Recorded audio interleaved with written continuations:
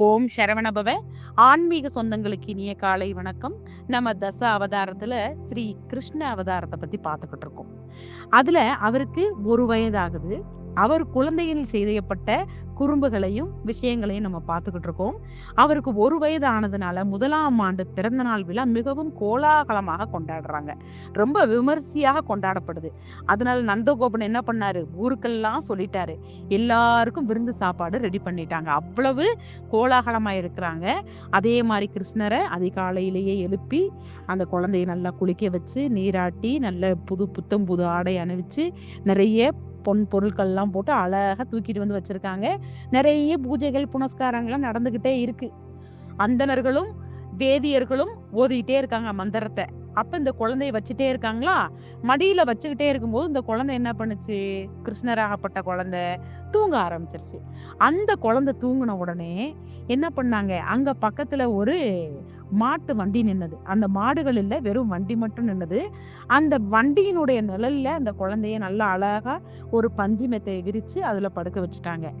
ஏன்னா யாகம் ஓதுனதெல்லாம் வீட்டுக்குள்ள ஓத மாட்டாங்க. கொஞ்சம் வெளிப்புறத்துல ஒரு காற்றோட்டமான சூழ்நிலைகள் தான் ஓதுவாங்க. அந்த இடத்துல ஓதிக்கிட்டு இருக்கும்போது அந்த மாட்டு வண்டிக்கு பக்கத்துல அந்த குழந்தைய போட்டுட்டு இவங்க மற்ற வேலைகள் செய்யறதுக்காக போயிட்டாங்க. கொஞ்ச நேரம் கழிச்சு அந்த குழந்தை என்ன பண்ண ஆரம்பிச்சது, அழுக ஆரம்பிச்சது.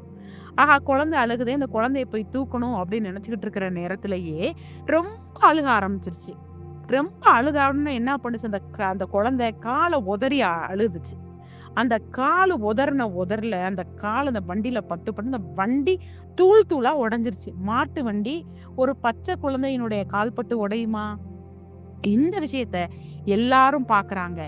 யசோதாவுக்கு ஒரே பயம். ஆகா, வண்டி உடஞ்சு நம்ம பிள்ளை மேல விழுந்துருமேன்ட்டு வேகமா அந்த குழந்தைய வாரி அணைச்சு தூக்கிக்கிட்டாங்க. குழந்தையும் அழுகையை நிப்பாட்டிருச்சு. வண்டி தூள் தூளா உடஞ்சிருச்சு. இந்த விஷயத்த பார்த்தோன்னே இவங்களுக்கு மிகப்பெரிய அதிர்ச்சி. ஏன்னா அங்க இருக்க எல்லாரும் கண்கூடா பார்த்தாங்க, இந்த குழந்தையினுடைய கால் பட்டு தான் இந்த வண்டி உடஞ்சது அப்படிங்கிறத. அதனால அவங்க பயந்துட்டு என்ன சொன்னாங்க, குழந்தை மேல ஏதோ காத்து கருப்பு அண்டி இருக்கு, அதனாலதான் இந்த மாதிரி எல்லாம் பண்ணுது, எதுவுமே அண்டாம இருக்கிறதுக்காக மந்திரங்கள் ஓதி யாகம் செய்யுங்க அப்படின்னு அந்த அந்தணர்கள்கிட்டையும் வேதியர்கள்கிட்டையும் கேக்குறாங்க. அதுக்கு தகுந்த மாதிரி அவங்களும் வேத மந்திரங்களை ஓதி அந்த குழந்தைக்கு பூஜையும் அந்த மந்திரங்களையும் சொன்னாங்க, எந்த ஒரு காத்து கருவும் அண்டாம இருக்கிறதுக்கு. அப்படி செய்யும் போது நந்தகோபர் என்ன பண்ணாரு, அவங்களுக்கு அதிகப்படியான பொருட்களை அள்ளி கொடுத்தாரு, பரிசு பொருட்களை. அது மட்டும் இல்ல, விருந்துக்கு வந்த எல்லாருக்குமே நிறைய பரிசு பொருட்களை அள்ளி கொடுத்தாரு. ஏன்னா தெய்வாம்சம் பொருந்திய கிருஷ்ண பரமாத்மா அவங்க கூட இருக்கும்போது செல்வத்துக்கு குறைவா இருக்கும். அதனால மனம் போல அள்ளி அள்ளி கொடுத்தாங்க. எல்லாரும் மன மகிழ்ச்சியோட வீட்டுக்கு போனாங்க. இப்படி இருக்க சூழ்நிலையில கம்சனை என்ன பண்ணா, ஏற்கனவே பூதனா செத்துட்டான். அதனால அடுத்த அரக்கனை அனுப்புனான். அவன் யாருன்னா திருநாவர்தன் அப்படிங்கிற ஒரு அரக்கன். அவனுடைய பலம் என்ன அப்படின்னு கேட்டீங்கன்னா, அவன் காற்றாக மாறுவான். அவன் காற்றா மாறி சுத்தினான்னா அப்படியே பூரா புழுதி புயல் பறக்கும். அது மட்டும் இல்ல, அவன் பறக்கக்கூடிய சக்தி உடையவன். அப்படியாப்பட்டவனை இந்த கம்சன் அனுப்பி வச்சுட்டான். தெரிஞ்சு போச்சு இந்த குழந்தை தான் அப்படின்னு தெரிஞ்சிருச்சு. அதனால அந்த குழந்தைய நீ எப்படியாவது கொன்று அப்படின்னு சொல்லி அனுப்பி வச்ச உடனே இவனும் தூசி கிளம்புறதுக்கான அப்படியே தூசியா வர்றான் கோகுலத்துக்குள்ள. வெறும் புயல் மண்டலமா இருக்கு கோகுலமே. அந்த நேரத்துல சூறாவளி சுத்திக்கிட்டே வருது. அப்ப என்ன பண்றாங்க, யசோதா தன்னுடைய குழந்தைகள் 2 பேரையும் இப்படி பிடிச்சிட்டு இருக்காங்க.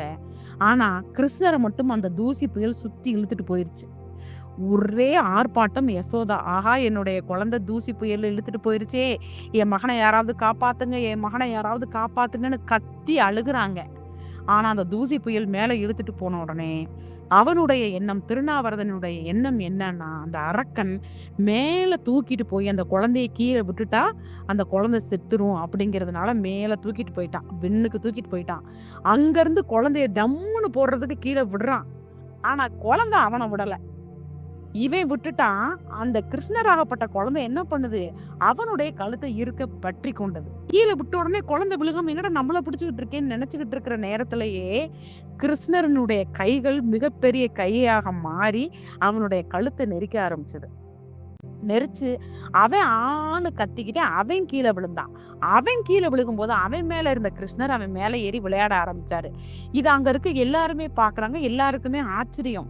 என்னடா ஒரு அரக்கனை இந்த குழந்தை கொன்னுச்சா, அதுவும் கீழே வந்து விழுந்து அவன் மேல விளையாடிட்டு இருக்கா இந்த கிருஷ்ணரு, ஒரு வயசு குழந்தை எப்படி இருக்கும், என்னடான்னு எல்லாருக்கும் ஆச்சரியம். உடனே அவங்க அம்மாவுக்கு பயமாயிருச்சு.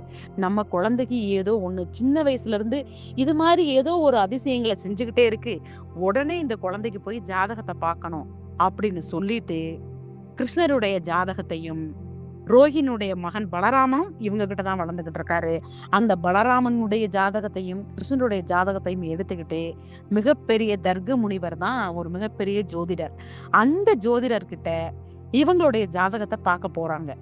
அந்த தர்க்க முனிவர் இவங்க ஜாதகத்தை பார்த்துட்டு என்ன சொன்னாரு அப்படிங்கிறத நாளை கேட்கலாம். வெற்றிவேல் முருகனுக்கு அரோகரா.